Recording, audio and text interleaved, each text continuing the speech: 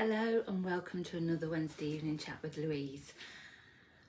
Healing in the darkness. There's a little bit of a backstory to this. Obviously the things I chat about are things that I've actually experienced, and this weekend I didn't get a vlog out. I was going to the car boot, so I was getting up at 4, car booting, restocking, doing it again the next day. Luckily, Saturday afternoon I went to see some friends who fed me, let me have a snooze outside in the gorgeous place. And Sunday afternoon, by 4 or 5 o'clock, I was ready for bed. I was shattered. I find people hard work sometimes, and people that go to the car boots are either lovely or they're not. There doesn't seem to be an in-between. And that night, because I went to sleep so early, by midnight I was feeling wide awake, and I was laying there and it got to sort of 1, 2 o'clock.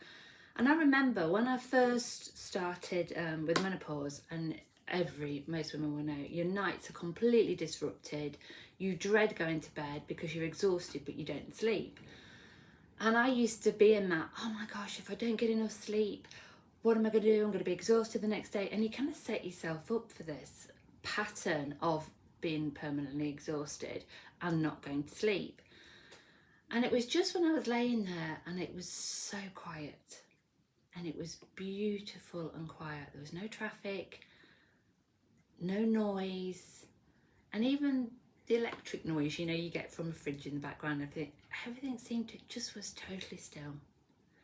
And it was so relaxing. And I thought, I started to go over the things that had happened in the day. And on the first day, on the Saturday, I really let myself down. I got super cross with somebody. Ridiculous now when I look back. But when people are offering you 30p for something that's 50p, I find it a little bit frustrating. Or trying to steal things. And I got really cross with this one person. And I just thought, do you know what? Where was my brain on that day? And did it really matter? Should have just given it to her. So on the Sunday morning, I was at another one and I was watching the people, and I do love that, do love a bit of people watching, and trying to think perhaps about their circumstances and why they go to these car boots. And I even spoke to one person and they said they've never bought anything at a car boot. They just go to look round. And I found that about, well, I don't know, shocking, interesting. Don't really know how I felt about that. But when you're there and you're trying to, you know, I look at it as raising funds towards my property, my build, what I want to do. It's just that bit of extra that makes life that little bit easier. But it's flipping hard work. Lifting tables, lifting boxes, bringing it home, storing it, pricing it, all those things you have to do. And then for somebody to turn around and go, oh, I'll do this. So anyway, Sunday, watching people. And I had a young lad, I think he was about 17, and he came up, and I think he was with his grandma. And she bought something for £1, and he saw some, like a little fitness tracker I'd got on for £5. And it'd been of that generation, no cash. Would I take a bank transfer? Yeah, of course I will. I have no problem with that. Anyway, he couldn't get a signal, could he? And I could see how disappointed he was, but I loved the fact Grandma didn't interfere and give him the money. He didn't ask for it. And I watched her, she was quite infirm, and I watched them walk away, and he was holding her arm, and he was so gentle and so kind. In fact, it makes me want to cry now. I just ran up the route and gave it to him. And I just said, do something nice for somebody else, pass it on. And then some kids came, and I got some loads of old teddies and toys that I just put out really for people with dogs. And they were again counting the pennies, and I'm like, just take it. What a different feeling I had that day, and what a different day. And you know, the irony was I took as much money on the Saturday as I did on the Sunday, equally.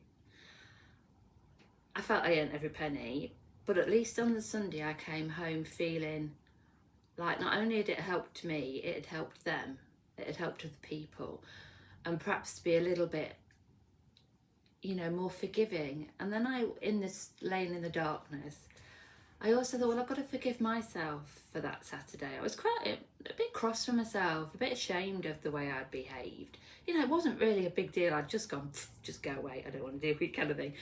But it wasn't me. And when I think you lose sight of yourself when you're tired or you're stressed or you're frustrated, and that's when I thought about the silence and the darkness and how embracing it now. And I do. If I wake up in the night, I don't stress anymore. I think. I let my thoughts wander. I let myself think about the day. I let myself think perhaps what I'd do different, perhaps what I'll try to do tomorrow, which is better. But it's healing. I allow myself to heal in those moments. So now it's not a wasted time. It's not a wasted, oh, I should be asleep, I should be asleep. I look at it as a healing time and a healing process and a time to forgive myself and to try and be a little bit more understanding about people and what they're going through.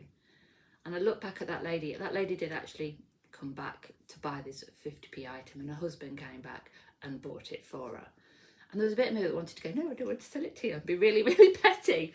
And I thought, oh my gosh, afterwards, what happens if she has no money? What happens if she's in a controlling relationship? What happens if he doesn't, allow her? And that was a big deal. And I just thought, oh.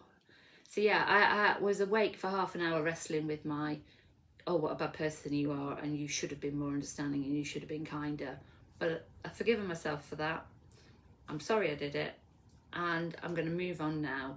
But look for the little glimmers and the little opportunities in life where perhaps I can do something, not because I want something for it, just so it just spreads it, doesn't it? Spreads happiness, spreads kindness. When you do something nice for somebody and to see their face light up and how genuinely pleased they are, it gives you a good feeling. So rather than that nastiness and that horribleness, which then makes you feel bad afterwards because you just think, oh, I've let myself down there, just spread a bit of kindness. Because like I say, we don't know what other people are going through. So they don't know I was tired or stressed. They don't know that I'm thinking, oh my gosh, I need to get on with this build and I need to get some money in and da-da-da-da. They don't care about that. They've got their own problems and their own issues. Maybe they're just horrible people. So what? Do believe we attract what we think. So from now on, I'm going to think good thoughts, happy thoughts. What can I do for people? How can I pass on a bit of joy? And equally, when I can't sleep and I lay there in the darkness, I'm going to embrace that every time. Enjoy that time just to think. Because how often do we have time to sit and just think? And really, really enjoy that process of forgiving ourselves and other people and how we want to live our lives and how we want to be a better person.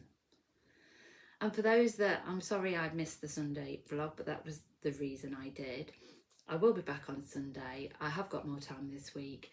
I hope you appreciate that even putting sometimes a small one together, the Sunday ones especially, they can take me an entire day to do. So it's not like I'm being lazy. I just genuinely haven't had time. So thank you for those that are still here, that still take the time to comment, because I really appreciate you. Thank you.